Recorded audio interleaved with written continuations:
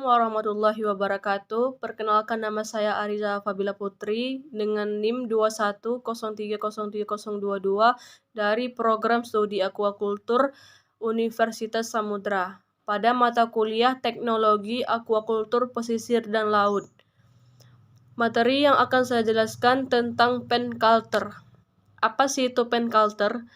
Pen culture adalah sistem budidaya dengan dinding terbuat dari jaring yang ditunjang oleh patok kayu, sementara dasar kandang berupa dasar perairan atau dinding alam. Pen culture sendiri berfungsi sebagai wadah pembesaran untuk biota yang dipelihara seperti ikan nila, ikan gabus, ikan lele, dan juga teripang. Dalam pemilihan lokasi harus diperhatikan seperti kedalaman air, sumber air, bentuk dasar perairan, perlindungan dari hantaman arus atau aliran air yang deras, dan juga segi keamanannya. Nah, dalam pemilihan lokasi yang bagus adalah seperti yang pertama waduk atau danau, yang kedua sungai, yang ketiga adalah saluran irigasi. Cara membuat pen culture. Komponen utama dalam pembuatan pen culture adalah jaring dan bambu atau kayu sebagai patok, di mana cara membuatnya sebagai berikut. Patok kayu ditancap dengan ketinggian sedikit lebih tinggi dari pasang tertinggi, sehingga pada saat pasang tersebut kandang tidak tenggelam. Selanjutnya, patok dipasangi jaring setinggi patok dan bagian bawah jaring dibenamkan ke dasar laut sedalam 0,5 sampai 1,0 meter untuk menutup kemungkinan biota kultur menerobos keluar kandang. Berikut adalah gambar pembuatan pen culture. Selanjutnya ada video tentang pen culture.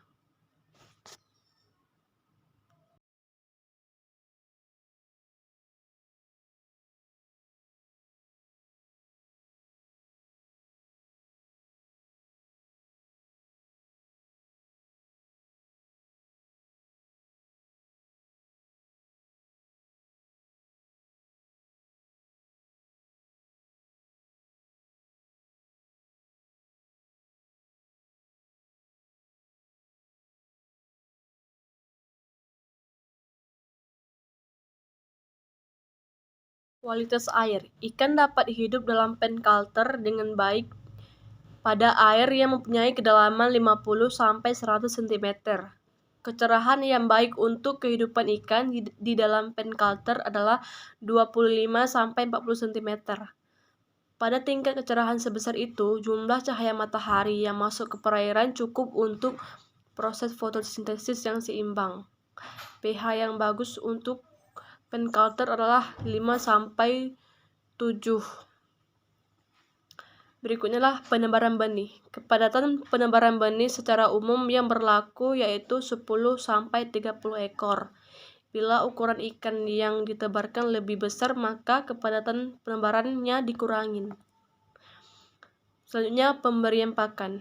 Pada pen culture di danau atau di waduk, pemberian pakan dapat mengikuti dengan cara pakan pada jala apung, yaitu dengan cara disebarkan langsung. Nah, tentang pengontrolan. Pengontrolan ikan pada pemeliharaan sistem pen culture lebih repot daripada pengontrolan ikan di jala apung. Hal ini karena pada pemeliharaan ikan di pen culture, ikan lebih menyatu dengan alam, sehingga risiko yang dihadapi akan semakin besar pula. Pada periode tertentu disarankan dilakukan kontrol populasi. Untuk itu, pen culture segera ditelusuri, barangkali ada bagian yang rusak atau kurang rapat. Berkurangnya populasi ikan juga bisa disebabkan oleh hama yang menyusup masuk ke dalam sistem pen culture. Cara panen pen culture. Pemanenan ikan di sistem pen culture bisa dilakukan secara selektif atau dipanen total. Pemanenan ikan di sistem pen culture sedikit lebih sulit karena ikan tidak dapat dikumpulkan pada suatu bagian tertentu hanya dengan mengulang jala apung. Pemanenan ikan pada pemeliharaan sistem pen culture dilakukan dengan mengiring ikan. Pengiringan ikan dibantu dengan menggunakan alat kere yang dipasang dengan posisi melintang pada lokasi pemeliharaan. Ikan-ikan yang tergiring itu lambat laun akan terpojok. Dari sinilah kemudian ikan tersebut disesar atau ditangkap dengan menggunakan tangan. Nah, selanjutnya kelebihan dan kekurangan pen culture. Kelebihannya adalah sebagai alternatif bagi orang yang tidak mempunyai lahan budidaya dan juga menguntungkan secara teknis maupun ekonomis. Sedangkan kekurangannya yaitu dari segi pengontrolan.